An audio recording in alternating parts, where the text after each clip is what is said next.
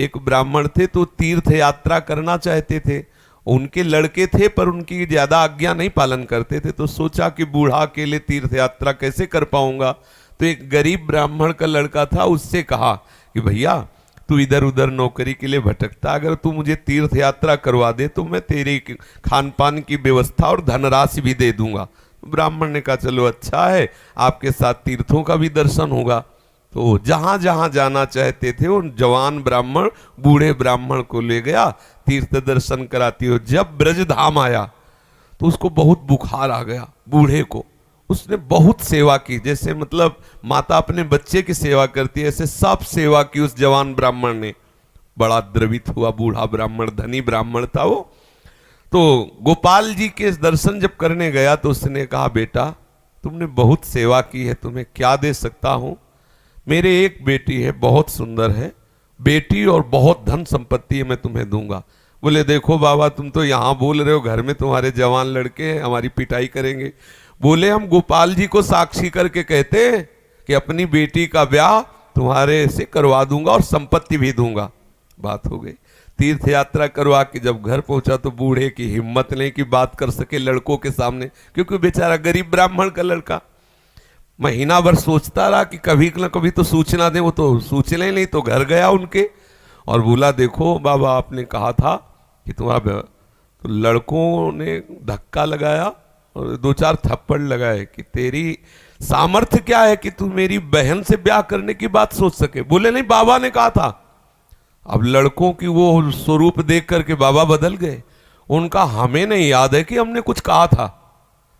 अब उसने कहा अरे नहीं तुमने तो गोपाल जी के सामने कहा था। उनका हमें याद ही नहीं कि हमने तुमसे कुछ कहा है। पीट के भगा दिया। अब उस लड़के को इस बात का बुरा लगा कि तीर्थ यात्रा करके आया और कह रहा कि मुझे याद नहीं है। अब मैं अपनी तरफ से तो कहा नहीं था ब्याह करने की, और इसने हमारा अपमान भी करवाया, अब तो ब्याह करके ही रहेंगे। उसके जिद चढ़ गई।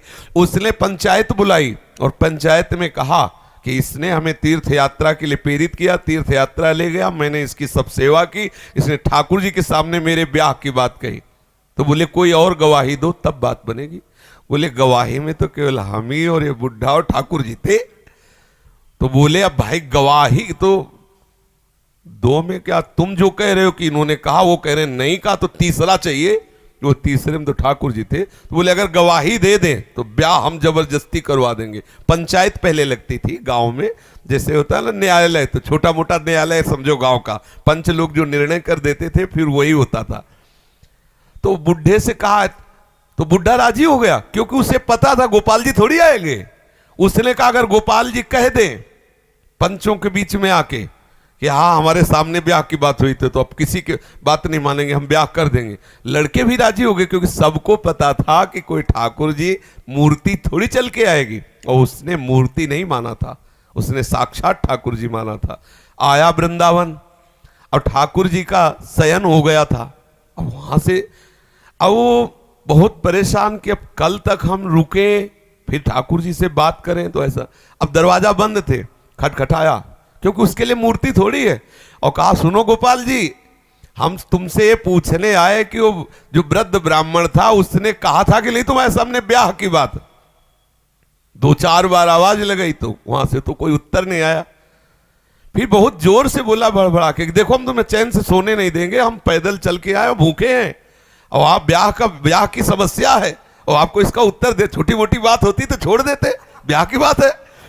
ठाकुर जी ने अंदर से कहा मूर्ति कहीं चलती है, वहां चल के, जब बोले मूर्ति बोलती तो चलेगी क्यों नहीं। ठाकुर जी फंस गए। ठाकुर जी ने अंदर से कहा कि कहीं मूर्ति वहां जाके थोड़ी उड़ीसा में वहां जाके साक्षी थोड़ी देगी, मूर्ति चलती थोड़ी है। बोले महाराज जब मूर्ति बोलती है तो चलेगी क्यों नहीं। अब ठाकुर जी विवश हो गए।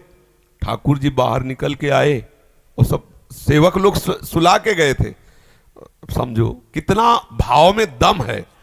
उसने देखा बहुत सुंदर गोपाल जी साक्षात ठुमुक ठुमुक कर करके आए, नौ किशोर। बोले देखो हम चलने के लिए तुम्हारे भाव के कारण राजी तो है, लेकिन भोग राग की व्यवस्था, क्योंकि हम वृंदावन के ठाकुर, हमें तो चक माल चाहिए, हमको चना चवेना में तो रुकने वाले हैं नहीं, रबड़ी गुलाब जामुन ये सब चक्कर चाहिए। तो बोले देखो कुछ रुपया तो है, अब शादी का चक्कर, इसलिए व्यवस्था तो तुम्हारी बनाएंगे ही हम। तो बोले कैसे चलोगे? बोले चलेंगे तो हम पैदल ही, आगे आगे तुम चलना, पीछे पीछे हम चलेंगे, थोड़ी थोड़ी देर में कुछ भोग लिए रहना, हमको भोग लगा देना। बोले अब हम चले और तुम आ रहे हो कि नहीं आ रहे हो ये मुझे कैसे पता चलेगा? बोले नूपुरों की ध्वनि तुम्हें सुनाई देगी, अगर पीछे मुड़ के देख लिया तो जहां से मुड़ोगे वही हम खड़े हो जाएंगे, आगे नहीं चलेंगे। बात तय हो गई, चल दिए ठाकुर जी। अब आप देखो क्या मूर्ति है। और वो बीच बीच में भोग लगाता हुआ जब अपने गांव के नजदीक पहुंचा तो सोचा केवल नूपुरे बज रहे हैं कि आ भी रहे हैं। मुड़ के देखा तो ठाकुर जी खड़े। बोले चलो, बोले अब नहीं, अब सबको लिवा के यहीं लाओ क्योंकि हमारा तुम्हारा वादा था। तो बोले कोई बात। गांव में दौड़ता हुआ गया, सबसे हल्ला मचा, वृंदावन के ठाकुर पधारे साक्षी देने के लिए। अब तो भीड़ इकट्ठा हो, साक्षात ठाकुर। अब सब पंच आ गए, तो अब पंचों के सामने बुढ़े को कुछ बोलने की हिम्मत नहीं रही। ठाकुर जी ने सबके सामने उस भक्त की वचन रक्षा के लिए बोले और कहा हमारे सामने का ब्याह हुआ। अब आप सोचो, अगर ये कोई बात सतयुग की नहीं है, ये बात सतयुग की नहीं है, ये कलयुग की ही बात है। हमारी श्रद्धा, हमारा विश्वास, जैसी हम भावना, अगर ठाकुर को मान लिया कि मूर्ति है तो मूर्ति ही रहेंगे। अगर मान लिया कि हम भले नहीं समझ पा रहे लेकिन हमारे ठाकुर है, तो एक दिन वो समझा देंगे कि वो ठाकुर है। जो छवि हम देख रहे हैं, राधा बाबा के पास भी ऐसी छवि थी। तो राधा बाबा से ठाकुर जी बात करते थे, ठाकुर जी मुस्कुराते थे, और हमारे सामने छवि, क्योंकि हम उन्हें फोटो मानते हैं। कभी फोटो और ये बात ना माने कि मूर्ति वो साक्षात है, ऐसी भावना करे तो अनुभव में आने लगेगा कि ठाकुर साक्षात है। जी।